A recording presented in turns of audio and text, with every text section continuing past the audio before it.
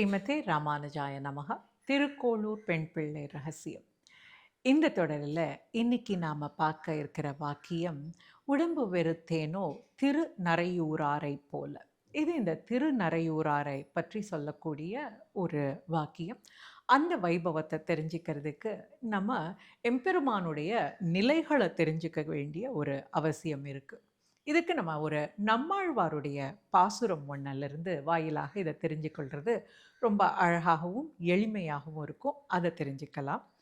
விண்மீது இருப்பாய், மலைமேல் நிற்பாய், கடல் சேர்ப்பாய், மண் மீது உழல்வாய், இவற்றுள் எங்கும் மறைந்துரைவாய், எண்மீது இயன்ற புறவண்டத்தாய், எனதாவி உன்மீது அடி உருகாட்டாதே ஒளிப்பாயோ என்று இந்த பாசுரத்தில் சொல்கிறார். இதில் என்ன சொல்ல வருகிறார் அப்படின்னா, எம்பெருமான் 5 நிலைகளில் இருக்கிறார். பரமபதம். பரமபதத்தில் நித்தியசூரிகள் கைங்கரியம் பண்ண எம்பெருமான் அந்த இடத்துல ஸ்ரீதேவி பூதேவியோடு பரமபதத்தில் இருக்கிறார். இதைத்தான் விண் மீது இருப்பாய் அப்படின்னு சொல்கிறார். அடுத்ததாக வியூகம் அப்படின்னு சொல்லக்கூடிய நிலை. வியூகம்ங்கிறது திருப்பார்க்கடலிலேயும் எம்பெருமான் ஸ்ரீதேவி பூதேவியோடு எழுந்தருள் இருக்கிறாய். அதை தான் கடல் சேர்வாய் அப்படின்னு நம்மாழ்வார் நமக்கு இந்த இடத்துல சொல்கிறார். அடுத்ததாக அவதாரங்கள் எடுக்கக்கூடிய நிலை.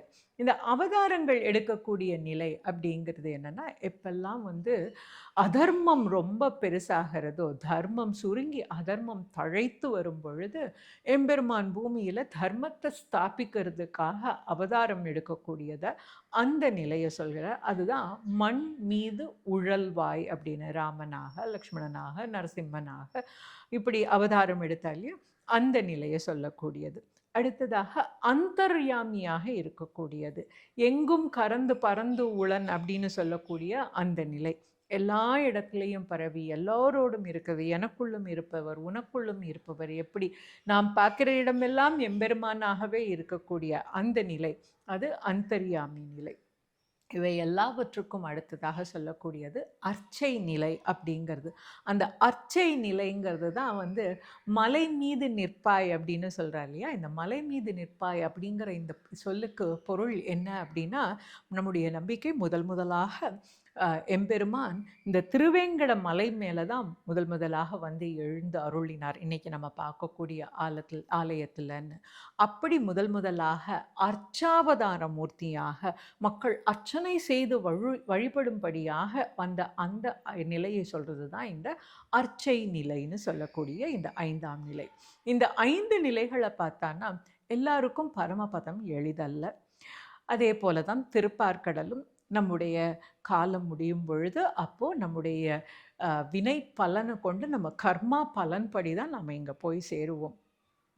அவதார மூர்த்தியை அந்தந்த அவதார காலகட்டத்தில் இருக்கக்கூடியவர்களால் மட்டும்தான் அந்த அவதார மூர்த்தியை ரசிக்க, அனுபவிக்க, பாராட்ட முடியும். அந்தர்யாமியாக எனக்குள்ளும் உனக்குள்ளும் எங்கும் கலந்து பறந்து உளன் அப்படிங்கிற அந்த நிலையை புரிஞ்சுக்கிறதுக்கு நமக்கு ஞான நிலை தேவை. அதுவும் எல்லாருக்கும் கைவரப்பட்ட ஒரு காரியம் இல்லை. அப்போ எல்லாருக்கும் எளிதாக இருக்கக்கூடிய காரியம் என்ன அப்படின்னா, அர்ச்சாவதார மூர்த்தி, அர்ச்சை நிலையில் இருக்கக்கூடியவன். நம்ம கோவிலில் போய் ரொம்ப எளிமையாக பெருமாளை சேவிக்கக்கூடிய, தரிசனம் பண்ணக்கூடிய, அர்ச்சனை பண்ணக்கூடிய, அவனுக்கு திருமஞ்சனம் மற்றும் உற்சவாதிகள் நடக்கும் பொழுது அதை பார்த்து ரசிக்கக்கூடிய அந்த ஒரு நிலை இருக்கு இல்லையா, அதுக்கு அர்ச்சை நிலை அப்படிங்கிற ஒரு பேர். இப்படிப்பட்ட நிலையை அனுபவிக்க நமக்கு எல்லாருக்கும் எளிதாக கைவரக்கூடிய காரியம். இறைவனை பற்றி சொல்லும் பொழுது பொதுவாக வழக்கில் சொல்லக்கூடிய ஒரு வார்த்தையும் குழந்தையும் தெய்வமும் கொண்டாடும் இடத்திலே அப்படின்னு. நம்ம எங்கே கொண்டாடி ஆர்ப்பரிக்கிறோமோ அங்கே இறைவன் அப்படியே இருப்பான் அப்படிங்கிறது நம்முடைய நம்பிக்கை. அதனால தான் ஆலயத்தில் அப்பப்போ உற்சவங்களும் விழாக்களும் எடுத்து நம்ம கொண்டாடுறோம். இப்படி கொண்டாடும் பொழுது அந்த ஆலயத்தில் அந்த மூலஸ்தானத்தில் இருக்கக்கூடிய கருங்கல்லில் செய்த சிலைகளாக சில இடத்திலேயும், சில இடத்துல வர்ண கலபம்னு சொல்லக்கூடிய இந்த சுண்ணாம்பு கலவையினால் செய்யப்பட்ட திருமேனியாகவும், சில இடங்களில் மரத்தினால் செய்யப்பட்ட திருமேனியாகவும் இந்த அர்ச்சாவதார மூர்த்தி எழுந்தருளி இருக்கிறார். எந்த இதிலே செய்யப்பட்டிருந்தாலும் அர்ச்சாவதார மூர்த்தியை எம்பெருமான் அப்படின்னு நினைக்கிறதே நம்முடைய வழக்கம். அந்த எம்பெருமான் திருமால் அப்படின்னு நினைக்கிறதுனால தான் அந்த எழுப்பப்பட்டிருக்கக்கூடிய சிலைக்கு நம்ம திருமஞ்சனம் செய்து நீராட்டி விட்டு அதுக்கு நல்ல ஆடைகள்லாம் அணிவித்து அங்கே அவருக்கு நல்ல வாசனாதி திரவியங்கள்லாம் கொடுத்து அங்கேயும் தளிகை எடுத்து பெருமாளுக்கு அம்சப்பண்ணி ஆகாரம் எல்லாம் அளித்து நாம் எப்படி ஒருவரை நம்ம வீட்டிலே இருக்கிற ஒருத்தரை உபாசிப்போமோ அதுபோல ஆராதிக்கிறோம் இந்த அர்ச்சாவதார மூர்த்தியை. எப்படி அர்ச்சாவத மூர்த்தியாக கர்ப்பகிரகத்தில் இருக்கிற பெருமாளை பார்க்குறோமோ அதே மாதிரி தான் விக்கிரகமாக உற்சவ மூர்த்தியாக வீதி புறப்பாடுக்கு வர மூர்த்தியும் நம்ம பார்க்குறோம். இதனால தான் சாமி வந்துச்சு போயிடுச்சுன்னு சொல்கிறத விட பெருமாள் எழுந்தருள் இருக்கிறார், பெருமாளை ஏழ பண்ணியாச்சா, பெருமாள் வீதி உலா புறப்பட்டாச்சா, பெருமாள் கோவில் நிலைய வந்து சேர்ந்தாச்சா அப்படின்னு நம்மில் ஒருவராக நம் நாயகனாக அவரை பார்க்கக்கூடிய அந்த பேர். இது நமக்கு இந்த அர்ச்சாவதாரத்தில் நமக்கு கிடைச்சிருக்க மிகப்பெரிய பேர். இந்த அர்ச்சையோட சிறப்பு இன்னொன்று என்னன்னா, ஆழ்வார்கள் பன்னிருவரும் ஆராதித்தது இந்த அர்ச்சாவதார மூர்த்தியை. அவர்கள் மங்களாசாசனம் செய்து ஒவ்வொரு கோவில் பெருமாளையும் நமக்காக ரொம்ப அழகாக விட்டு சென்றிருக்கிறார்கள்.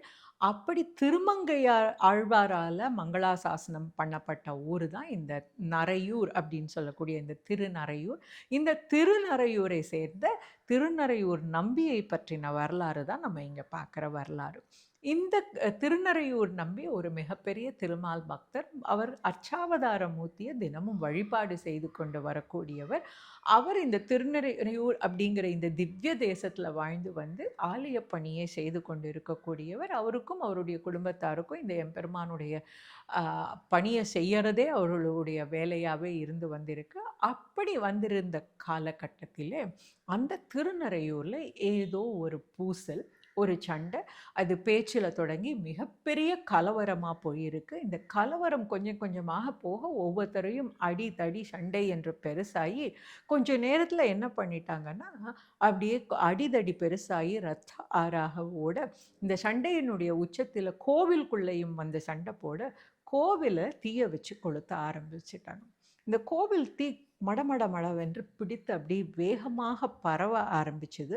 அப்படி பரவ ஆரம்பித்ததும் இந்த எம்பெருமான தன் இல்லத்தில் ஒருத்தராக எம்பெருமானாக உயிருள்ள மூர்த்தியாகவே நினச்சிட்டு இருந்த இந்த திருநரையூராருக்கு மனசெல்லாம் படபடன்னு ஆச்சு. இப்படிப்பட்ட இந்த இடத்துல தீ வந்தால் எம்பெருமானோட சிலாமேனிக்கு பாதிப்பு ஏற்பட்டுடுமேன்னு அவருக்கு ரொம்ப வருத்தம் வருது.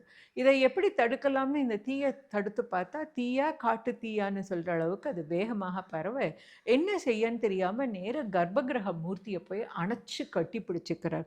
அப்படி ஒரு தீ வருமானால் அது என்ன முதல்ல தாக்கணும், எம்பெருமானுடைய சிலாமேனியை தாக்கி விடாதபடி இருக்கணும்னு அவர் போய் கட்டி அணைக்க அவருடைய குழந்தைகளும் வந்து அவரோடு சேர்ந்து சிலாமூர்த்தியை கட்டிக்கொள்ள இவங்க எல்லாரும் சேர்ந்து கர்ப்பகிரக மூர்த்திக்கு ஒரு அரணாக அந்த இடத்துல நிற்கிறார்கள். தீ சொல்லுக்கு அடங்குமா? அது வேக வேகமாக பரவி அவர்களுடைய உடலை பதம் பார்க்கிறது. இந்த சண்டை எல்லாம் முடிஞ்சு வந்து பார்க்கும் பொழுது திருநரையூரார் குடும்பத்தாரோடு உடல் கருகிய நிலையில் அப்படி எம்பெருமான தழுவி நிற்க அந்த தீ அவர்கள் உடலை பாதித்து எம்பெருமானுடைய திருமேனிக்கு ஒன்றுமே ஆகாமல் அந்த இடத்துல விட்டது. அப்படி தன்னுயிர் நீத்து எம்பெருமானுடைய திருமேனியை காத்த அந்த திருநரையூராரை மனதில் வைத்து கொண்டு அவரை போல நான் ஏதாவது செய்தேனா, உயிரை விட்டேனா திருநரையூராரை போல என்று திருக்கோளூர் பெண் பிள்ளை நம்முடைய ராமானுஜ முனிவரை பார்த்து கேட்கிறார்.